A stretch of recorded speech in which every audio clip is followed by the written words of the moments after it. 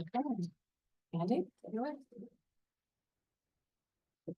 Hi, everybody. I'm Andy McKinney. I'm the Director of Research and Publishing Strategy at the University of New York and the Office of Library Services. But today I'm representing Doers 3. So, or Doers, or however we pronounce it, we never really know. Doers is a organization of folks like myself who run statewide, province-wide, or system-wide OER programs. And we support student success by promoting the use of open educational resources. Looking at my notes, forgot to do that. We at the moment represent 38 states, provinces, and systems. That includes then 7.84 million students and 876 colleges across universities and colleges across the US and Canada.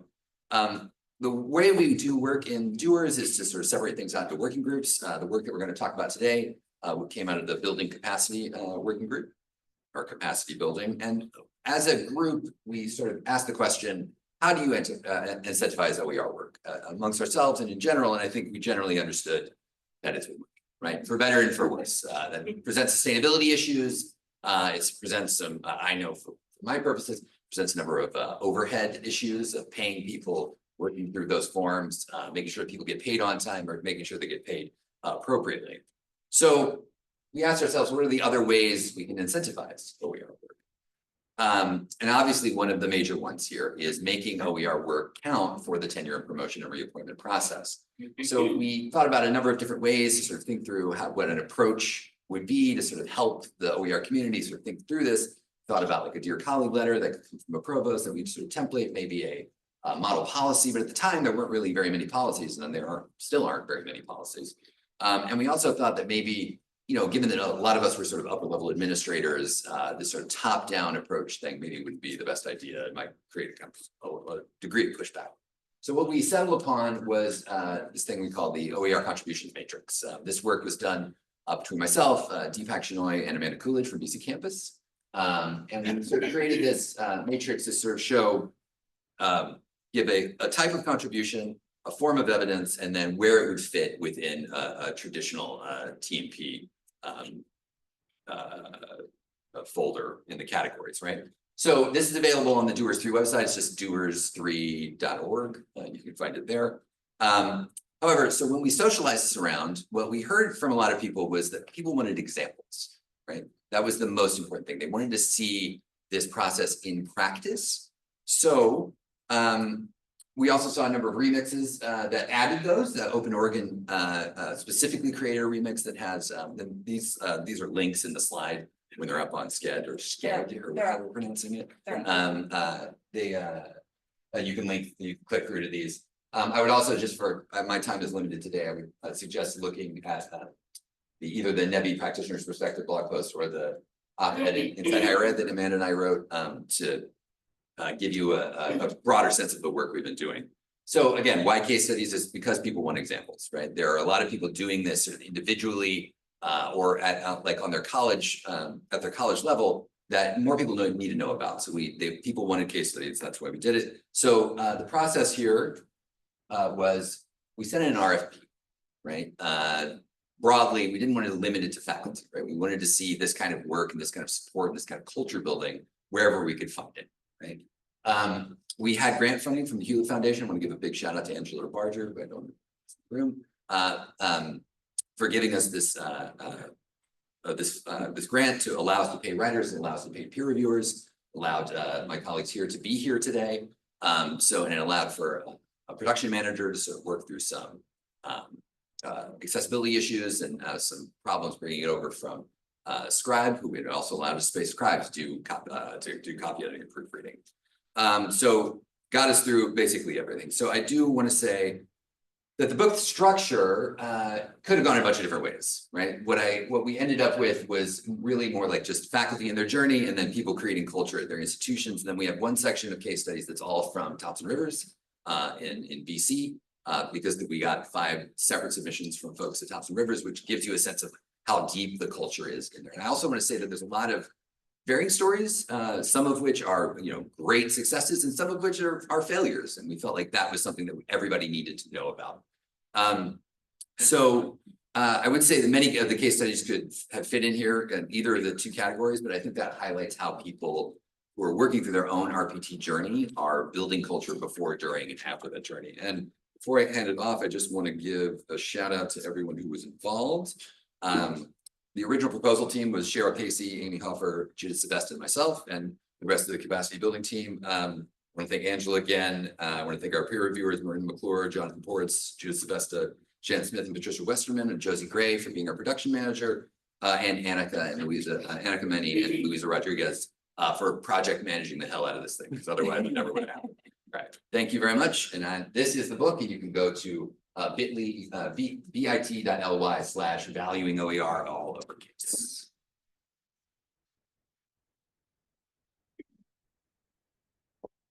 Hello, everyone. I have 8 minutes, so I'm going to do it as fast as I can. So can California's 2025 dream come true? And by the picture, you can see we're going to be heading into the water. So reorganizing the value of OER in faculty RTP criteria. This was the title of the paper that I wrote with my colleague, Dr. Alexander Reed. And so I wanted to make sure that I made sure that he was here, at least in spirit. One of the things we'd like to sort of start with was recognizing that the California Compact requires us, the CSU system, California State University system, to reduce educational costs or instructional material costs by 50% by 2025. And we are very fortunate because we have a Affordable Learning Solutions initiative in California, which is led by my colleague, Dr. Leslie Kennedy, who's here. And thanks to her and her team, which is a huge lift, to provide us with funding so that we can get some adoptions for our OER. It's based on 3 principles, particularly accessibility, affordability, but most importantly, choice. And that's something that comes into a bit of an issue with the faculty at times. As many of you know, for retention, tenure, and promotion, RTP process, there are 3 categories: teaching, scholarship, and service. At our institution, there's a heavy focus on teaching because we are a teaching institution, as well as scholarship, and service sort of kind of takes a back seat. My particular department is an OER department, which means that everyone who is in the department has to be prepared to do their work with OER. And so it was not hard to convince everyone to say, we need to have OER as part of our retention and promotion process. However, within the CSU system, that is not the case. And that is an important piece because, as you know, we have to go through several layers for retention, tenure, promotion processes to be approved. So we came up with a small survey. The primary questions we asked were about open educational resources, if our faculty would use them, if they felt that they would get compensation if they would use them, and then, of course, if they would adopt them and include them in their RTP process. These were the usual standard responses that we got, which were, I don't have time, there's no extra pay, which was not necessarily true. We do give stipends, but it's a one-time stipend.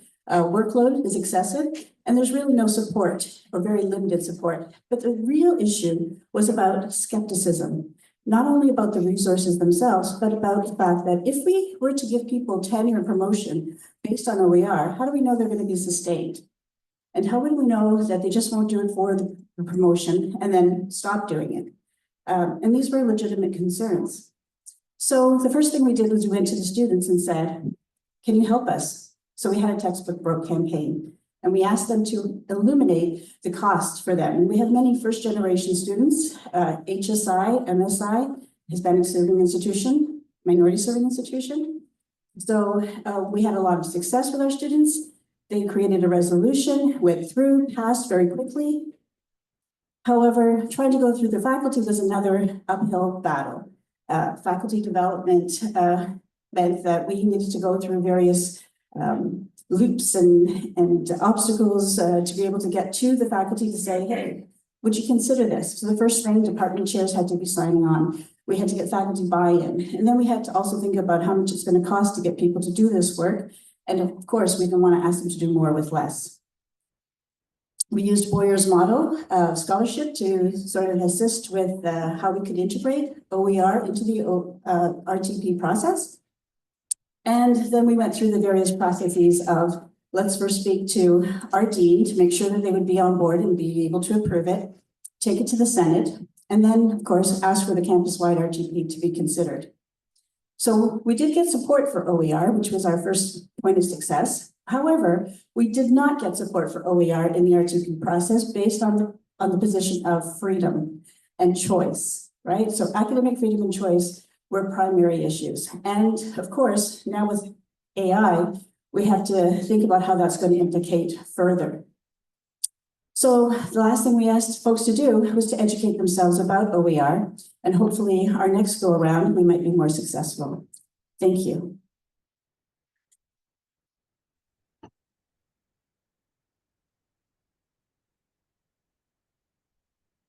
All right, well, hi everyone. My name is Emily Carlisle, and I'm going to shift gears a bit and spend some time talking about the ways that I've described my own OER work in my own promotion and tenure processes as both an OER creator and as a librarian that supports this work on my campus. So for some background, I'm a research and scholarly communication librarian at the University of Western Ontario in Canada, where my role focuses on supporting and advocating for open publishing across the university. And for some further background, librarians and archivists are represented by the University of Western Ontario Faculty Association, though our collective agreement and our promotion and tenure processes are kept separate from the faculty. And basically, all librarians and archivists that are hired at the rank of general or assistant librarian have 6 years and 4 years respectively to go through the promotion and tenure process. I was hired as a general librarian back in 2020. And just to highlight some of the criteria for promotion and tenure, when you're evaluated across 3 different categories. So first, professional practice, which is your day job, academic activity, so scholarship like this, as well as service, so serving on organizations and committees across the university and beyond. And we're also required to complete an annual review each year, which if you are pre-tenure gets included in your promotion and tenure package at the end. So to give you a bit more of a sense of what we're evaluated according to, in our annual reports, our supervisors look at things like application of professional knowledge, communication skills, initiative, leadership, teamwork, creativity. And when you ultimately go up for promotion and tenure, the committee looks at things that I would consider to be a little bit more broad in scope, and I've highlighted those here. So this is the criteria if you're going from general to assistant. They're looking for things like demonstration of a sustained record of achievement in professional practice, evidence of your ability to use your professional education, demonstration of a capacity to develop and extend expertise in professional practice and academic activity, and then demonstration of a satisfactory record of performance in service. So again, I consider these to be quite broad.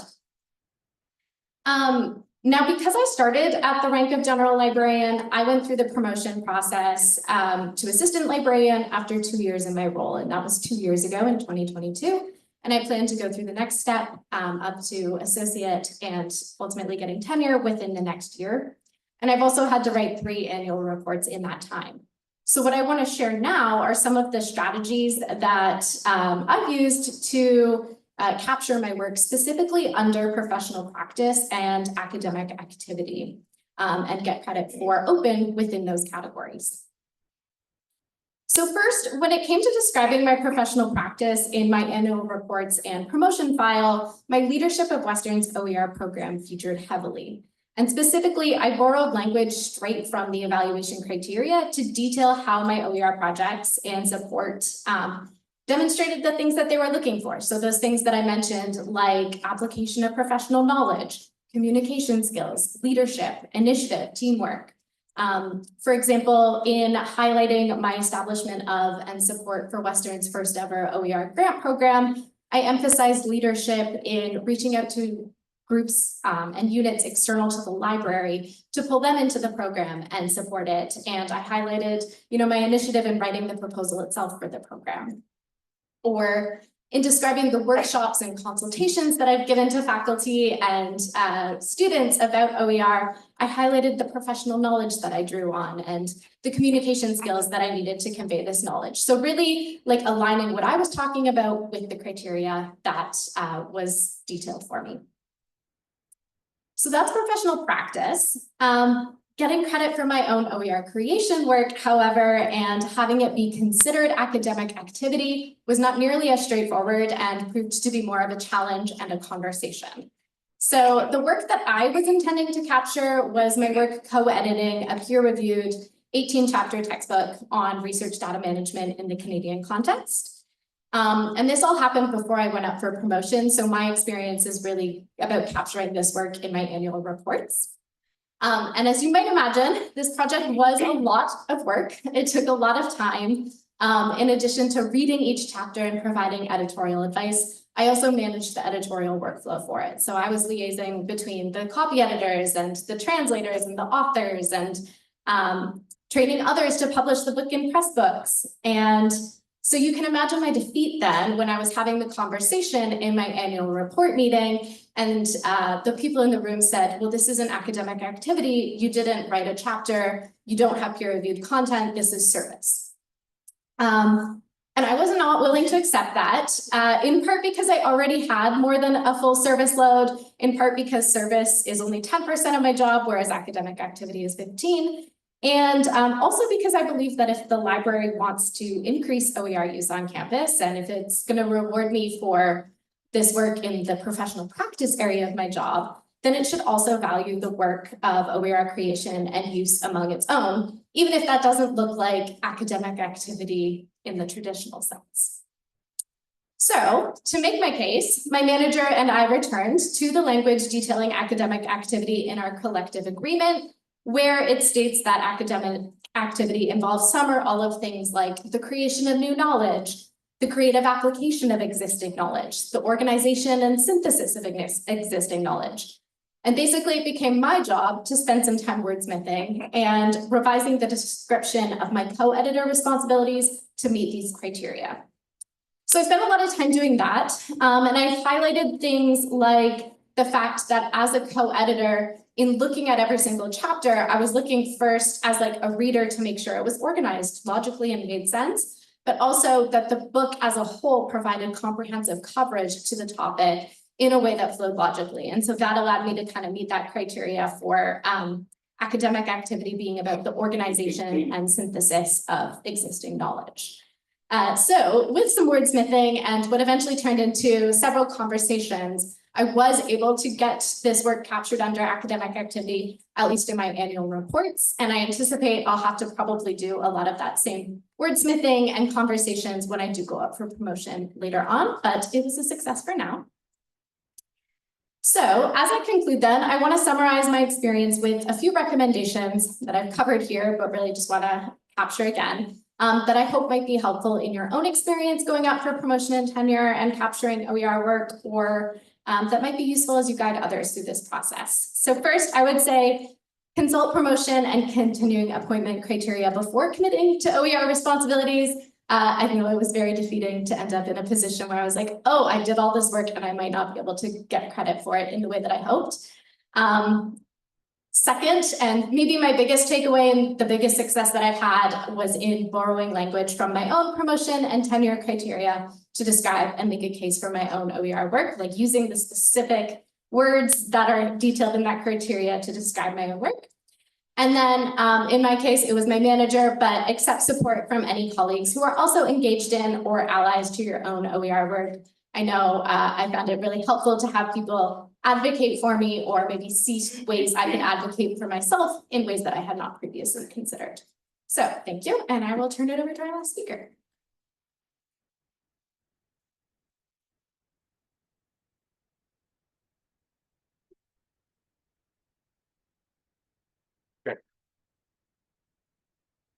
Yeah, okay, cool. Yes, hi everyone. My name is Craig Finlay. I'm the OER and STEM librarian at University of Nebraska at Omaha.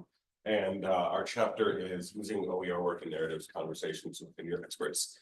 Is that better? Yes. Okay. My co-author Isabel Soto Luna could not be here today. She's actually presenting at the Nebraska Library Association conference back home. So I'll be presenting for both of us. So some background here. So at University of Nebraska, we have a system-wide initiatives printed as one Open Nebraska. It's kind of a big tent initiative that's overseeing grants, advocacy, course tagging project, a student success metric paper that we conducted.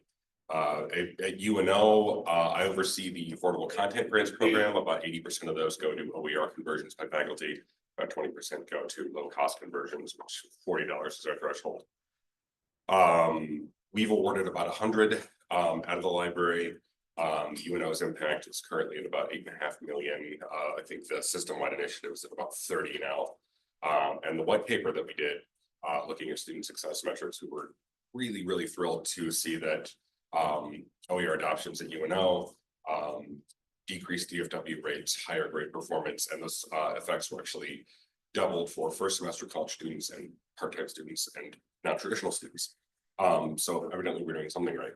And so we decided to conduct interviews with as many unit heads, department heads as we could, people who had chaired tenure committees, people who had coached faculty through the process, get their feedback on how OER might be most effectively used in a tenure narrative, right? Because your tenure narrative and your tenure packet, that's you telling your story and you're going up.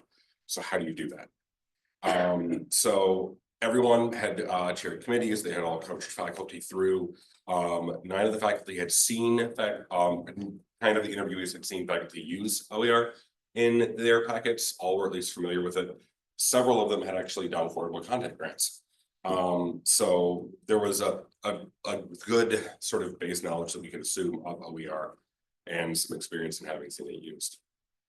Yeah, so at UNO, pretty standard in the States, obviously people go up for research, creative activity, teaching, and service. Now, increasingly,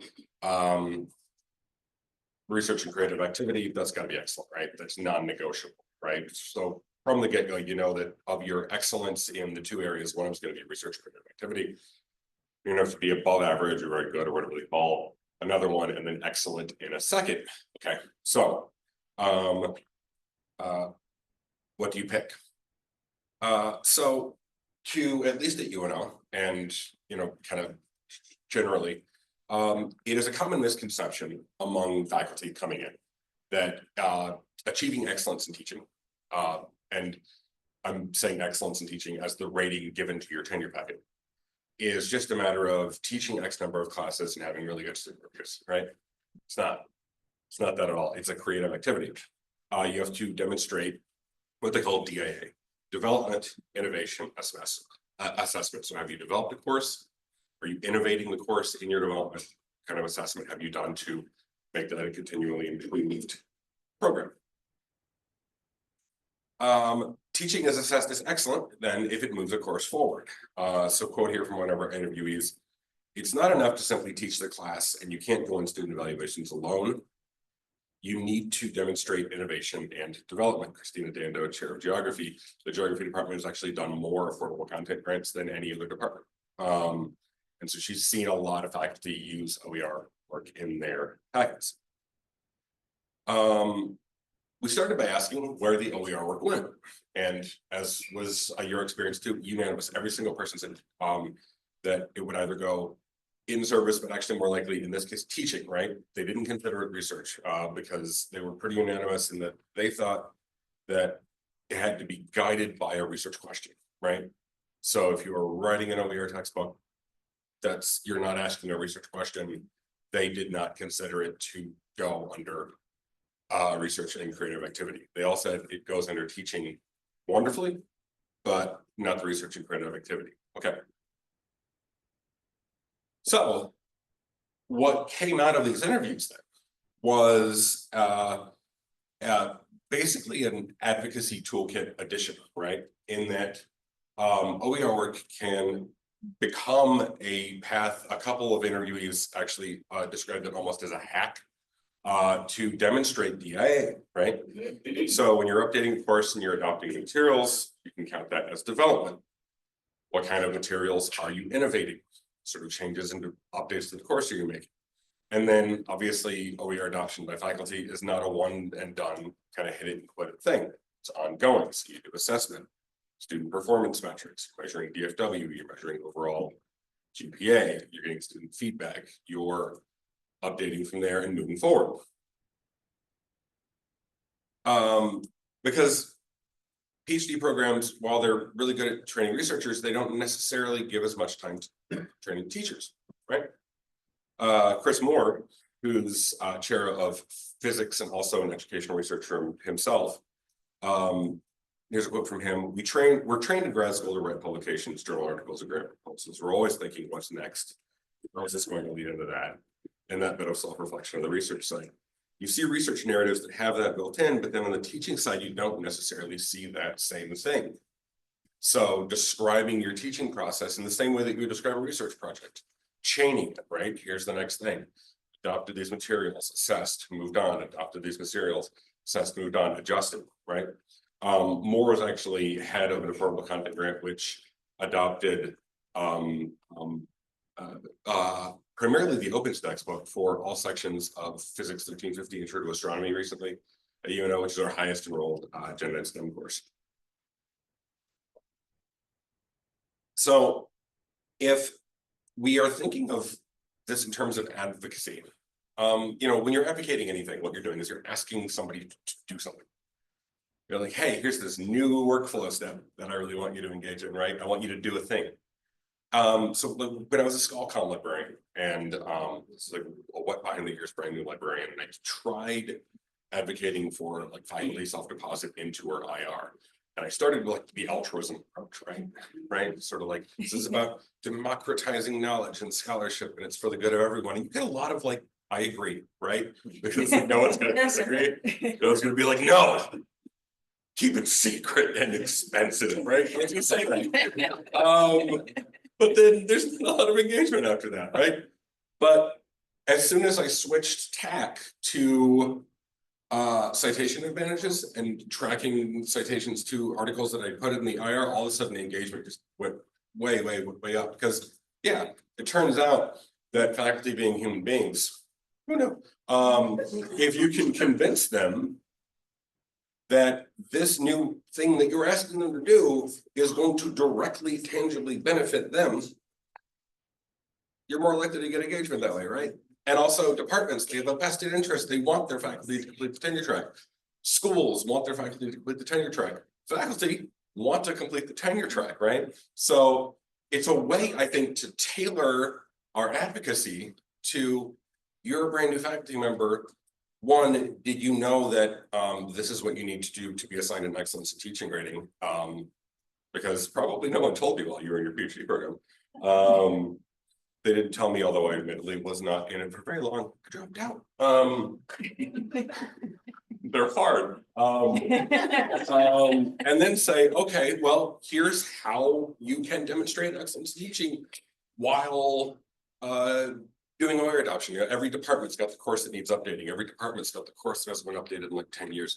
So if you want to take that under your belt and approach it using kind of these signposts, right? Then this can be a way to not have to worry about where that other excellent rating is going to come from. So thank you.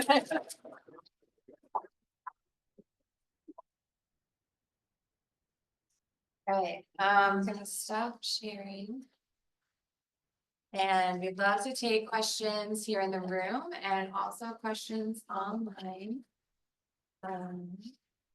If there's any other authors in the room, which there might be. Yes, do we have any of our other contributors to Feel this free to book? share your experiences. Can we start with one from the chat? Sure, yeah. Okay. So someone is Centauri is asking, can you provide some examples of the language that you used to connect your open ed work to teaching effectiveness?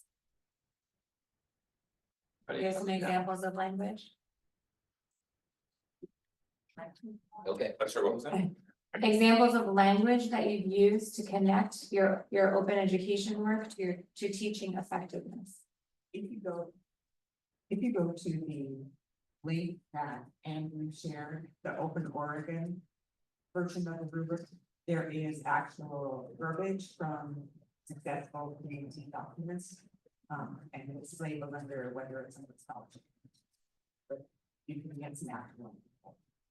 Great, I think hopefully you can hear that well, but Open Oregon's remix, and links that are linked in the presentation.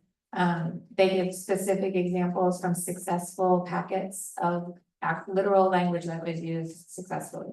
Yeah, I would also say, I did write an introduction for the volume that was, just trying to get some themes, right? So with everybody, they're talking, it's 27 case studies, so it's a lot of themes.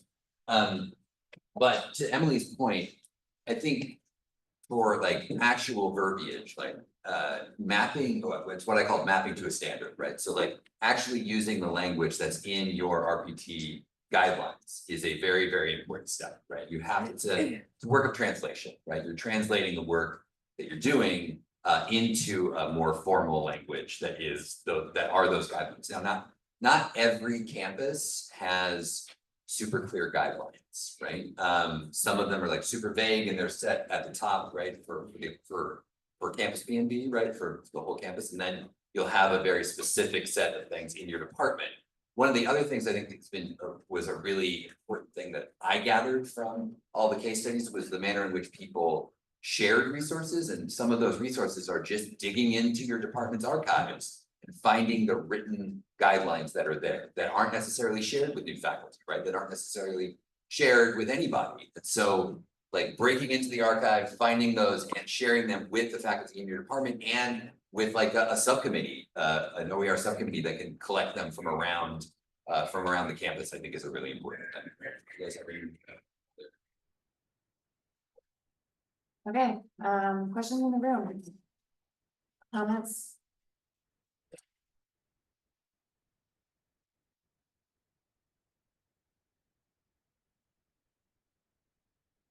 A lot of the pushback on getting this stuff counted for tenure and promotion sounds like it's a blurry line to me between whether the issue is that it's OER or whether the issue is that it's considered course materials or textbooks. Can you talk about whether you sort of which angle you push back on, or if you're finding allyship in people who also want credit for like their non-OER course materials and that kind of publication? Does that question make sense?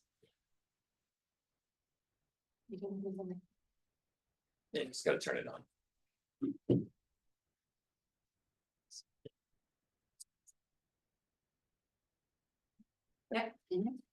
So you're right. The problem that we have is first getting people to say yes to OER. Because it's a workload issue, and getting a stipend of 1,500 for a one-time thing doesn't seem to be sufficient, particularly because when they figure out that they also have to do all the ancillary materials, their PowerPoints, their quizzes, their slide decks, folks are sort of like, well, I'm not so sure I want to do this. So one of the things that we have to do is to sort of recognize that it is a workload issue, but if you are doing this, you're doing this not just for yourself, of course, the savings for our students, but let's see about getting this into your tenure and promotion package as either for teaching or for service, or even if you wanted to do some research on the work that you're doing. We didn't get a lot of people complaining about the RTP part because it was harder to get that to be accepted, right? So our first thing was to try and get more people to adopt, right? And it continues to be a struggle because we see individuals adopting for one semester, possibly two, and then they can revert back to the textbook because it's just easier. So that's kind of our struggle. It's two-pronged. One, we want to make sure that individuals actually recognize the value of OER, not just for the savings for students, but if we could also get it to be somewhat intrinsic towards their tenure and promotion. We started with the department saying, consider adding this. And we got a lot of pushback because, as many of us know, instruction over courses is, the priority of the instructor of record. So we can't tell them how to teach, what to teach, or how to present that material. So unless they embrace that, we're sort of stuck. We were happy, though, that they actually supported OER. And I know you couldn't see it because it was very fine print, but it was recommended that people adapt, not anything more than just a recommendation, because we can't tell them to do it. So I hope that's answered your question. Thank you. Another question in the chat. Is there a case for including OER creation in research/scholarship instead of teaching? Could it be both or could it overlap? Mandy can, I think, right? I don't think there's any reason it can't be. Well, yeah, so another part of our chapter and one that didn't get into here was we ended up having a lot of conversations as well about how to also end up getting that scholarship and creative activity credit. So while the people we interviewed were unanimous in that, you know, even writing a textbook for a class still goes under teaching, right? Because it's not guided by a research question, that was their response. Both Chris and Christina, which were the people who I interviewed, also publish frequently in scholarship of teaching and learning, right? So, if you are doing an OER project or adoption in your class and you're doing that assessment component, which is huge, right? So you're measuring something, you're counting something, you're improving, right? It's also called data collection. And so it's super easy then to publish in a scholarship of teaching and learning journal. There's so many now. Now, is that going to be your primary research area? Probably not, unless you're in the teacher education college. But it's peer review publication. It can go in your packet as research and creative activity in maybe not your primary research focus, but something that lives in the same solar system, right? Because you're talking about the teaching of your primary research area, right? So you can still come away with additions to your list of peer reviewed publications.